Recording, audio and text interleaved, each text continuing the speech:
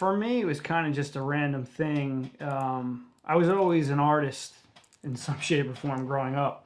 And then in 2017, I started seeing some videos online, and that's when custom cleats really started, you know, custom shoes, custom cleats really started to take off. The first guy I worked with was Jojo Natson.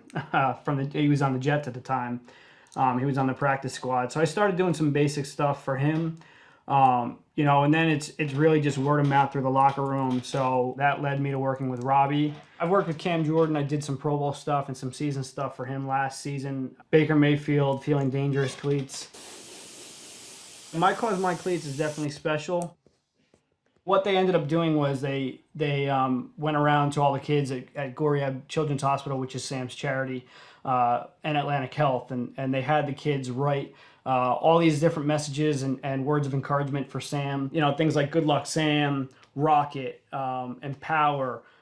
We got positive vibes, strong, go Jets. You know, just a lot of really encouraging things that Sam will get to look at, you know, as he's playing and get to look down on his cleats and see all the words from the kids. And when the kids see, you know, their handwritten words on the cleats as the game is going on, or in photos or in replays, it should be a really cool thing for them as well.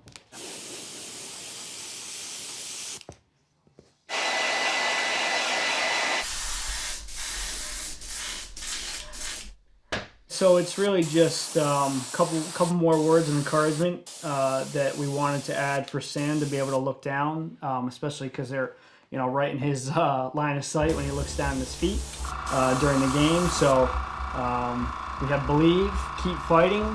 We also wanted to add hope, so we're adding hope to the side. You know, when Sam goes to this hospital and visits the kids, I'm sure it makes their day. You know, it lights them up. And now they're able to do that for him in return, and the relationship between them is super important. And it was super important for me to convey that on the cleats and make sure that the message was put across that there's just a lot of positivity going on between Sam and the kids and that great relationship that they do have.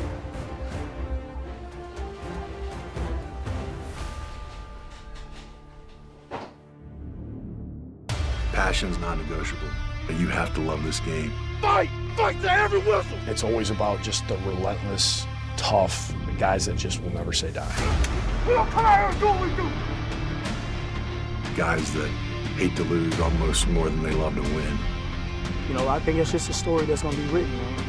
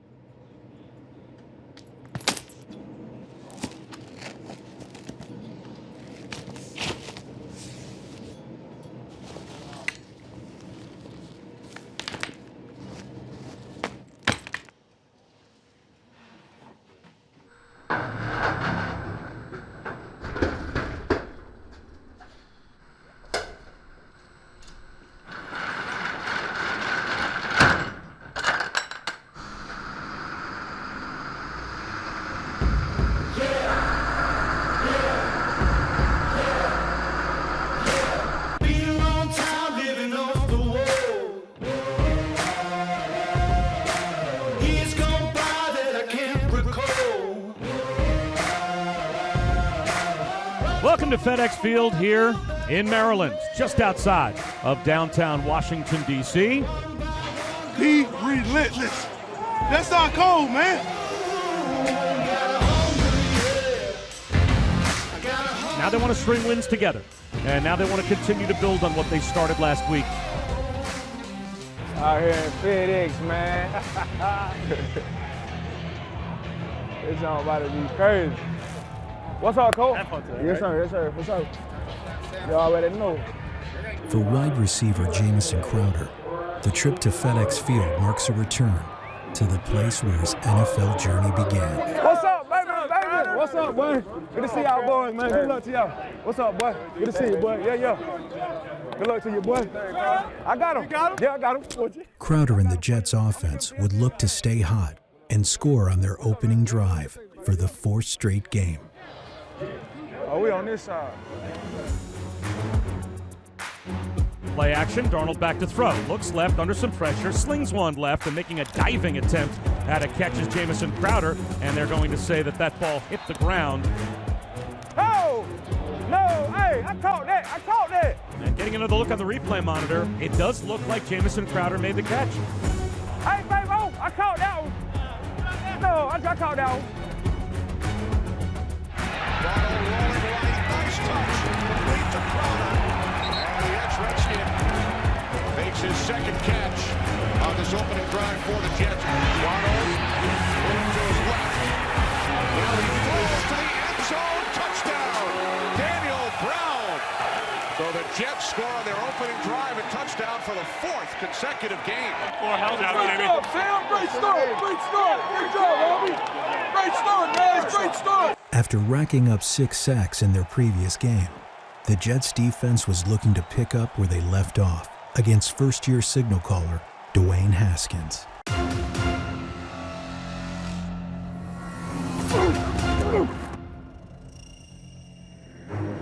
Haskins in trouble. It's Jamal Adams who brings him down. Easily one of the best young safeties in the NFL. Tripped up by Henry Anderson and dropped for a sack.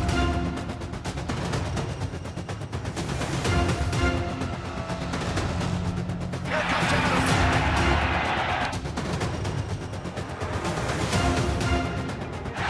It is Neville Hewitt who comes up with the interception for the Jets. With the defense holding the Redskins at bay, it was time for Darnold and company to put their foot on the gas in the nation's capital. Darnold rolling right. Now he throws, corner of the end zone. Robbie Anderson for the Jets touchdown. Nice touch to Ryan Griffin. Griffin inside the 20 and finally tackled. Darnold throws. It's Griffin again into the end zone for a Jets touchdown.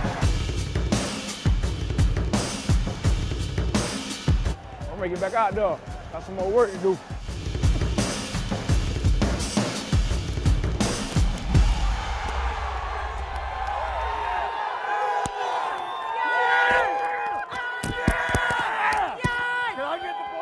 Yes, sir. I can throw, boy. Came back, the old FedEx man got a dog. What's up, baby? Good to see you, OG. Good to see you too, man. OG, good to see you, boy.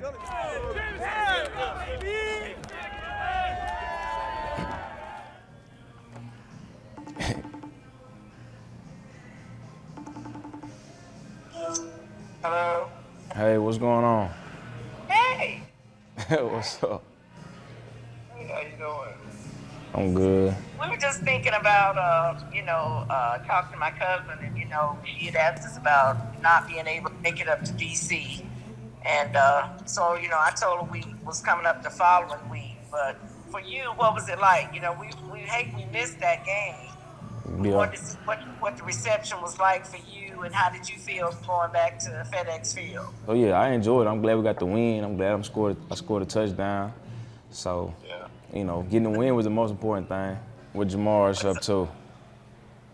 Well, Jamaris came in. He's had a long day, and Jamaris is asleep right now. We tried to waken him, but he's tired. Yeah, he been doing pretty good though. Oh yeah, he's doing good. He was the student of the quarter. Oh, okay. At his school, he's been participating and doing real well at school. So we're proud of that. All right, well, I'm gonna let y'all go. I'm tired, so I'm gonna go ahead. I might kick back, watch a movie. We got practice tomorrow, so I'm gonna watch a little movie and get ready to lay it down myself. Okay. All right. Well, thanks for giving us a call. We love you. We'll talk to you tomorrow. All right, love y'all too. I'll talk back to you. All right. Bye. Bye. Bye. In the middle of his first season with the Jets, Jamison Crowder is over 600 miles from his hometown of Monroe, North Carolina.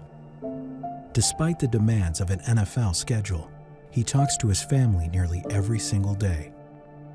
I always talk to my mom and talk to my dad. Sometimes we talk too much, Sometimes, I get to the point I might call him back, if I see her calling me or something, because I'm busy. But I talk to her all the time. I talk to my dad, talk to my little brother. So that's like a daily thing. For Jamison and his little brother Jamaris, communication goes beyond words. I was about 9, you know, during her pregnancy, you know, with Jamaris. That's when they was trying to explain, you know, to me that, you know, Jamaris was gonna be born with Down syndrome. When my mom was trying to explain to me, I really didn't understand it, but I knew that I was having a little brother. So that's really was, you know, that was just love there, you know, in itself, just having a younger sibling. 9 years younger than his older brother, Jamaris has never been able to have a conversation with Jamison. Got older, you just kind of start to find ways to, you know, take those challenges head on and try to find ways to, you know, obviously one is communication. That's the biggest challenge. He's nonverbal. And, you know, just try to find ways to communicate with him. And as he got older, you know, he's gotten smarter and he knows how to communicate with us, not verbally, but he, you know, he knows how to go get whatever it is that he wants. You know, we've been able to, you know, bridge that gap of communication. Jamison Crowder, the ex-Redskin, in for a Jets touchdown. Crowder is the Jets' leading receiver in 2019. From Monroe, North Carolina to One Jets Drive, Jamaris has been his brother's biggest supporter every step along the way. But the thing that I enjoy most is just seeing his development, you know, even having Down syndrome, just seeing him growing each and every day and becoming mature. You know, he'll be 17 in a few weeks, December the 7th, and just seeing his development. But you know, some of the things that I like to do, like sometimes I'm back home, you know, I'm in Monroe, I'll take him to the park. You know, we'll go to the park, or he'll ride with me to get something to eat. And you know, just seeing his development as he's maturing to a young man, I think that's the most like amazing thing to me. I've been able to, you know, do the things that I do, you know, as far as like playing sports and stuff like that. Like, you know, he can go out and play, but, you know, the chances of him, you know, going and playing, you know, organized ball, stuff like that, you know, he'll probably never get a chance to do that. So that's how he inspires me. I just, you know, have that drive. I just do it for him, my family. You know, I think he enjoys it. You know, he's been going to my games, coming to my games ever since he was born. Rec league games, high school games, college games, NFL games, and when he comes to the games, he enjoys it. So just him, you know, having that smile on his face and him enjoying it is enough, you know, satisfaction for me and my family.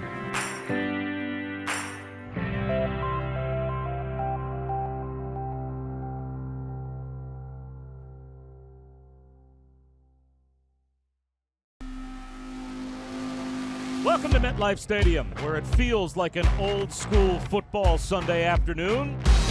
As we speak, a very chilly rain has been falling off and on basically all morning, and it's expected to continue well past kickoff as the New York Jets, riding a 2-game win streak back home to take on an old-school rival in the Oakland Raiders.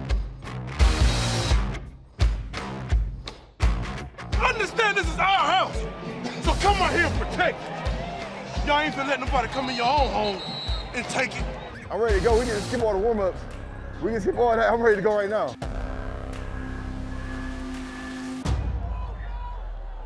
That's coming. It's coming. It's coming. It's coming.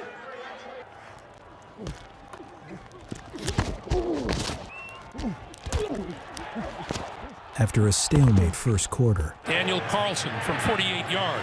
Straight enough. Long enough. Sam Ficken from 24 yards. Good. the Jets opened up the second deep in their own territory, looking to seize the lead. Darnold back to throw. Looks left, throws left, hits Ryan Griffin, lowers his shoulders.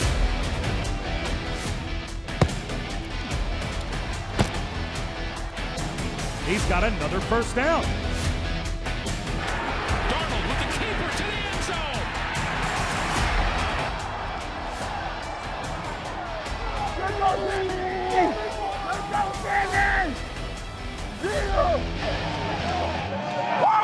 Coming out of the locker room with a 10-point lead, the Jets would look to put the Raiders away with a third-quarter onslaught. So on first down, Darnold. Got that one complete. Midfield. Braxton Berrios on his way. 10, 5.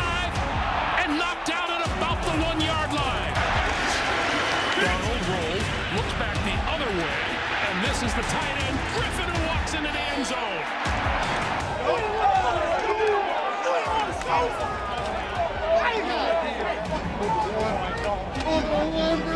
Hey! Here we go. But they're not going to challenge it. They're going to go for it here on 4th down. 2 guys moving. Carr gives it to Ingold, and Ingold. They're going to mark him short. The Jets stuffed the line of scrimmage. And so as a result, the Jets get a stop on downs.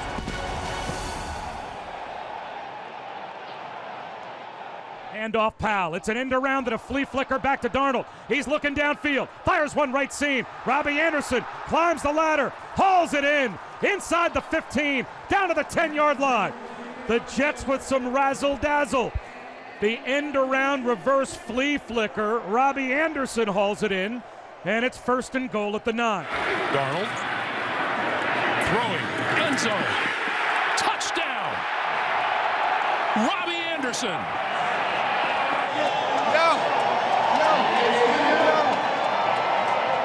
With the offense landing haymakers, it would be the defense that would fire the finishing blow. Pass over the middle in the air, picked off to the end zone, touchdown, Brian Poole. The fact remains the Jets defensively are putting it to them. The Jets, as dominant as could be in all 3 phases, destroy the Raiders 34-3.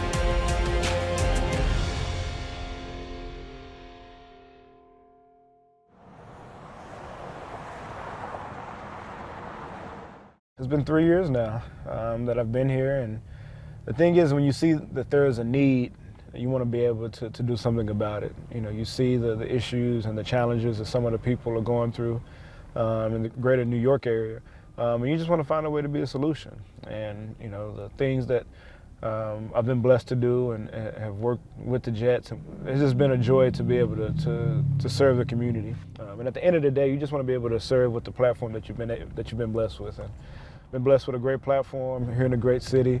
You get a lot of exposure here, and to be able to bring awareness to some issues that are not only impacting people in New York City, but also impacting people across the country. There are no days off for Kelvin Beachum.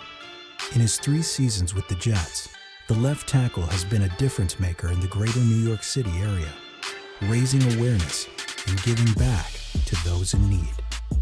You know, in the past couple months, you know, one has been in Newark. They've had some issues with lead contamination and some of the pipes that have been in that particular city for a long time. So, don't know if you all have heard about the water crisis that's going on in Newark. About 30,000 families don't have access, 30,000 households don't have access to clean water due to the high levels of lead that's in the water infrastructure here in Newark. About to go donate and distribute about 100,000 bottles of water.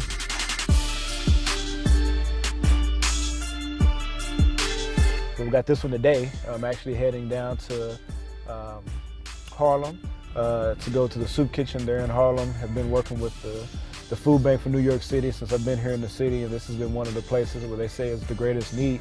So I've been coming here for you know, now 3 years, coming a couple times during the year. Today, actually giving out some turkeys and being able to serve some of the people that are in need today. So No Thanksgiving is coming up here pretty soon, a couple of days, and now actually being able to give folks some dinner prior to Thanksgiving.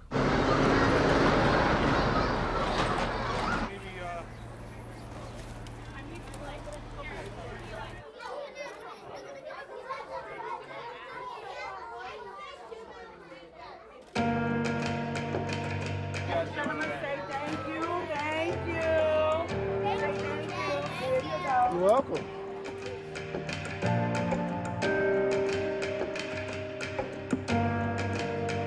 This is the only kind of real community that some of the people here in this area will be able to have. So to have a safe place to be able to come and spend time, to have a meal uninterrupted, you know, away from all the cold weather outside, it's something that they need, and something that I know that they do appreciate. Food Bank for New York City is serving 1 in 5 New Yorkers every year. So 1.5 million New Yorkers rely on our programs and services. During the holidays, it's particularly important as low-income families are struggling to make ends meet and ensure that they have holiday meals on the table. The partnership of the Jets ensures that as many New Yorkers as possible who might be in need are able to celebrate the best of their traditions, to celebrate their holiday meal and not worry about how they're going to put food on the table. But at the end of the day, you know, you get to see a smile on these kids' faces. They get a chance to get some turkey. You know, all they want is a little turkey. And just to, you know, provide just a special moment. At the end of the day, that's really all you can do.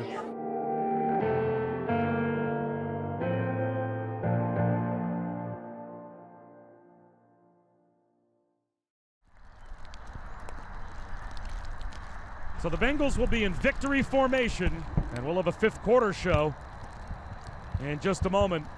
That will recap a very disappointing loss. The final score here in Cincinnati. The Bengals 22 and the Jets 6. And now the Jets will have to regroup and come back and play the Dolphins next week at home.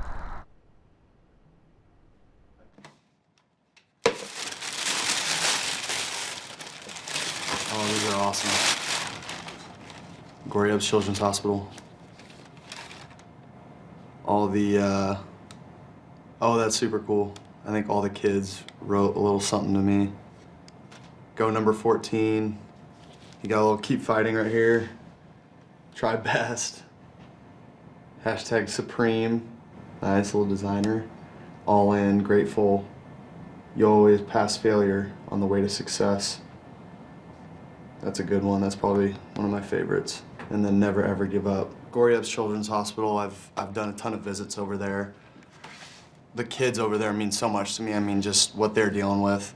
The people over there too, I mean, the people that work there, the nurses there are so generous and so thoughtful with everything that they do and with helping the kids out and all that. So, you know, I just thought it'd be a really good shout out for a really good cause. Whenever I go over there and hear the different stories about what kids are dealing with and, you know, the different things that they're fighting mentally and physically, it just puts life into a different perspective. And, you know, we play football for a living. We play a children's game for a living, and I think it really is a good perspective, you know, when we think things suck here. You know, if we lose a game or, you know, maybe lose a couple games in a row, we think it's, you know, the world's falling apart. And, you know, it's just to continue to keep those kids in mind and what those families are dealing with sometimes. I think it's, you know, it's to keep that in the back of your head or the back of your mind is always something that, you know, is good to, you know, keep into perspective.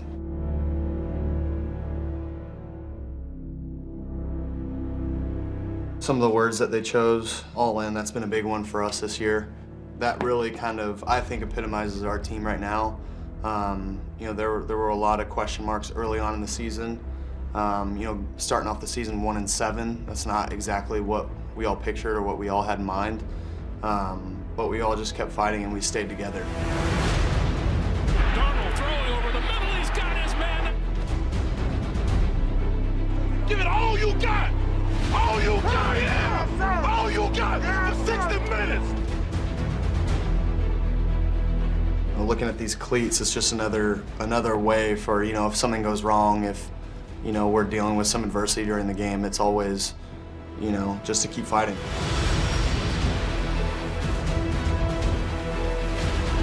Never ever give up, just to try your best. You know, I think it's really good messaging, and, you know, to be able to have, you know, these kids that are dealing with so much in their life, to be able to, you know, have their messaging on my cleats, it means a lot to me.